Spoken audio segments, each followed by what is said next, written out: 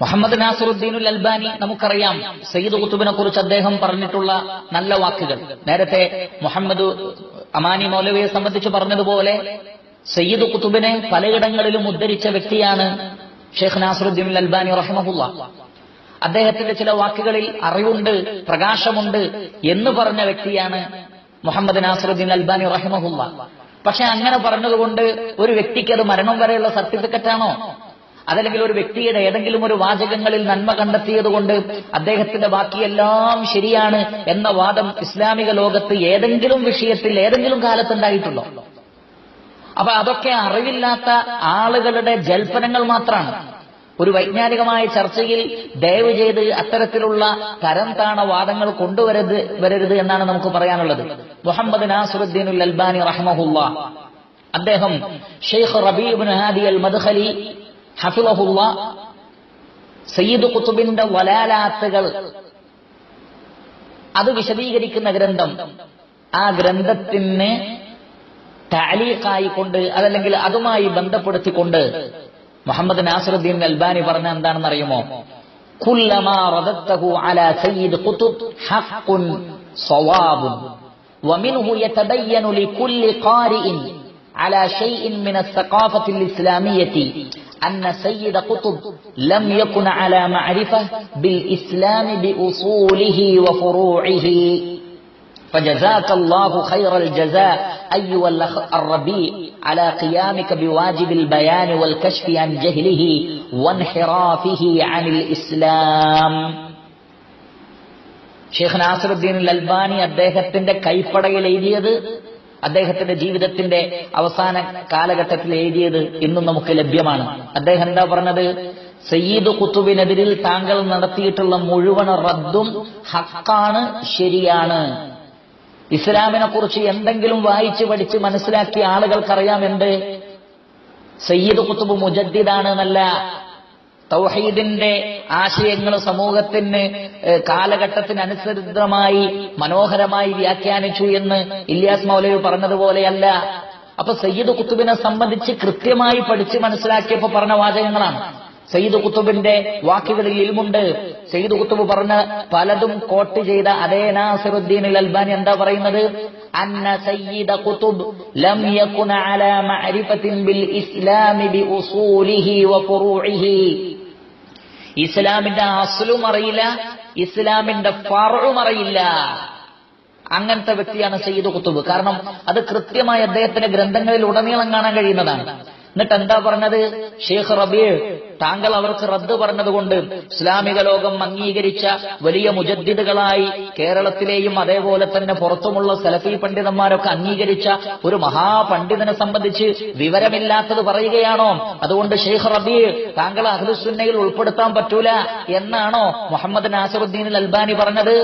മുസ്തലഹാത്തുൽ അർബഈന് തഖ്രീജ് നടത്തിയെന്നും അതേപോലുള്ള വാദങ്ങളൊക്കെ പറയുന്ന ആളുകൾ മനസ്സിലാക്കുക, പണ്ഡിതന്മാർ അവരുടെ ഭാഗത്ത് നിന്ന് അങ്ങനെ അവർ നല്ലതാണെന്ന് വിചാരിച്ചുകൊണ്ട് ഉള്ള സന്ദർഭങ്ങളിൽ അവർ പറയുന്നതൊന്ന്, ആഴത്തിൽ പഠിച്ചതിന് ശേഷം പറയുന്നത് മറ്റൊന്ന്. അപ്പൊ ആഴത്തിൽ പഠിച്ചു പറയുന്നത് വേറെ. അതുകൊണ്ട് നല്ല വാക്കുകൾ പറഞ്ഞിട്ടുണ്ട് എന്നതുകൊണ്ട് ആ പറയപ്പെട്ട ആളുകളുടെ എല്ലാ ആദർശങ്ങളും ശരിയാണ് എന്ന് മൂക്ക് കീഴ്പ്പെട്ടുള്ള ഒരാളും അംഗീകരിക്കാത്ത വിഷയമാണ്. പിന്നെയല്ലേ ഇസ്ലാമിന്റെ അടിസ്ഥാന വിഷയങ്ങൾ പഠിക്കാനും ചർച്ച ചെയ്യാനും ഇറങ്ങിപ്പുറപ്പെട്ട ആളുകളെങ്കിലും അത്തരം മര്യാദകളും ഇസ്ലാമിക ലോകത്തിലുള്ള അത്തരം ഉസൂലുകളും പഠിച്ചു വെക്കണ്ടേ? അപ്പൊ ഷെയ്ഖ് റബീ ഇബ്നു ഹാദി അൽ മദ്ഖലിയെ സയ്യിദ് ഖുതുബിനെ കുറിച്ച് നല്ലത് പറഞ്ഞിട്ടുണ്ട്, അതല്ലെങ്കിൽ താൻ നല്ലത് വിചാരിച്ചിട്ടുണ്ട് എന്നതുപോലും ഇങ്ങനെ പറയാൻ മുഹമ്മദ് നാസിറുദ്ദീൻ അൽബാനിക്ക് തടസ്സമായില്ല. അദ്ദേഹം പറഞ്ഞ എന്താണ്? ഫജസാകല്ലാഹു ഖൈറൽ ജസാ അയ്യുൽ അഖ് അർറബീഅ് അലാ ഖിയാമിക ബിവാജിബിൽ ബയാനി വൽ കശ്ഫി അൻ ജഹ്ലിഹി വൻഹിറാഫിഹി അനിൽ ഇസ്ലാം. ഇസ്ലാമിൽ നിന്നുള്ള, ഇസ്ലാമിന്റെ തത്വത്തിൽ നിന്നുള്ള അദ്ദേഹത്തിന്റെ വ്യതിചലനവും അദ്ദേഹത്തിന്റെ ജഹാലത്തും താങ്കൾ ഇവിടെ വെളിച്ചത്ത് കൊണ്ടുവന്നിരിക്കുന്നു, അത് വിശദീകരിച്ചിരിക്കുന്നു. അതുകൊണ്ട് ഷെയ്ഖ് റബീ താങ്കൾക്ക് അല്ലാഹുവിന്റെ പ്രതിഫലമുണ്ടാകട്ടെ എന്ന് പ്രാർത്ഥിക്കുകയാണ് ചെയ്തത്. ജമാഅത്തുകാരായ ആളുകളോടും ഇഖ്വാനുൽ മുസ്ലിമീന്റെ ആളുകളോടും നമുക്ക് പറയാനുള്ളത് അതാണ്.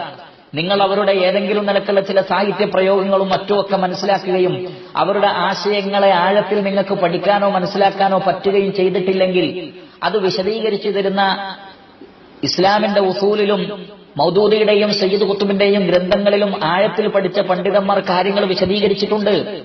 അതുകൊണ്ട് സലഫി പണ്ഡിതന്മാർ ആ വിശദീകരിച്ചതിലേക്കും അവർ ലോകത്തിന് മുന്നറിയിപ്പ് നൽകിയ ആശയത്തിലേക്കും കടന്നു വരണമെന്നാണ് നമുക്ക് ജമാഅത്ത് സുഹൃത്തുക്കളോട് പറയാനുള്ളത്.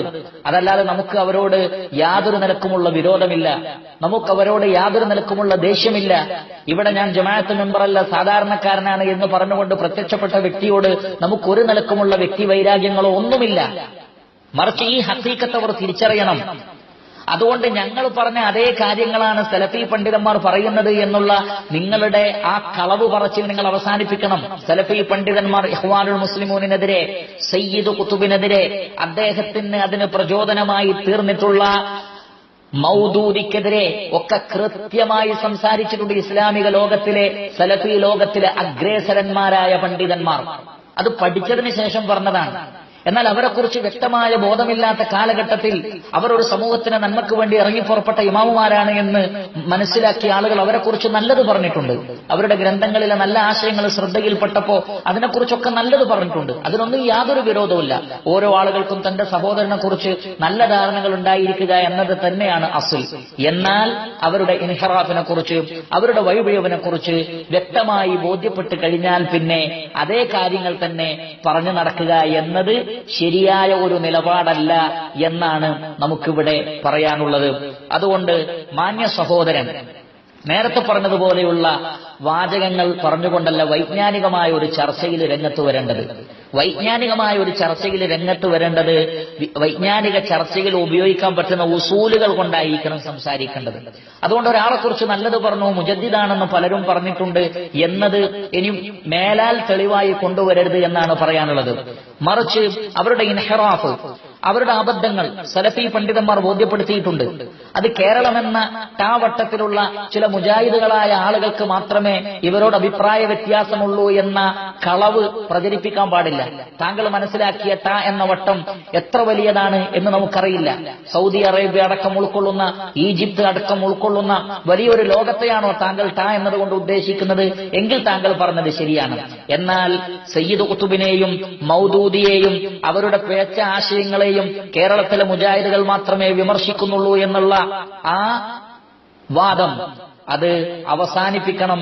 സലഫി ലോകത്തെക്കുറിച്ച് അറിയുന്ന, സലഫി ലോകത്തിലെ പണ്ഡിതന്മാരെ കേൾക്കുന്ന ആളുകളെങ്കിലും താങ്കൾ പറയുന്നതൊക്കെ, ഇതേപോലെയുള്ള ആളുകൾ പറയുന്നതൊക്കെ ശ്രദ്ധിക്കുന്നുണ്ട് എന്ന ഒരു ബോധം ഇത് സംസാരിക്കുന്ന ആളുകൾക്കുണ്ടാവണം. അതുകൊണ്ട് അറബി ഭാഷയും എല്ലാം തിരിയുന്ന സലഫി പണ്ഡിതന്മാർ ഇവരെക്കുറിച്ചൊക്കെ എന്താണ് പറഞ്ഞത് എന്ന് അറിയാവുന്ന ആളുകൾ ലോകത്തെമ്പാടുണ്ട്. അതുകൊണ്ട് ഇത് പഴയ കാലമൊന്നുമല്ല. അതുകൊണ്ട് അബദ്ധങ്ങൾ ഈ വിഷയത്തിൽ വിളിച്ചു പറയരുത് എന്നാണ് നമുക്ക് പറയാനുള്ളത്. ഞങ്ങളും സലഫികളൊക്കെ ഒന്ന് തന്നെയാണ്. മുജാഹിദുകൾ മാത്രമാണ് വ്യാജ സലഫികൾ.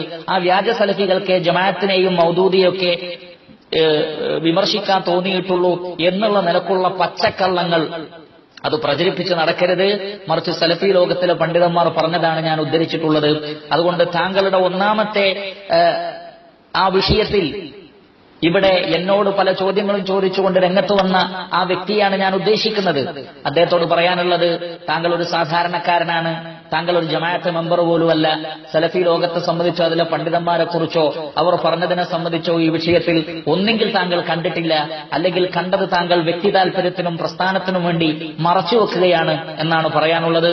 അല്ലാഹു സുബ്ഹാനഹു വ തആല സത്യത്തെ മനസ്സിലാക്കുവാനുള്ള തൗഫീഖ് നമുക്ക് നൽകുമാറാകട്ടെ.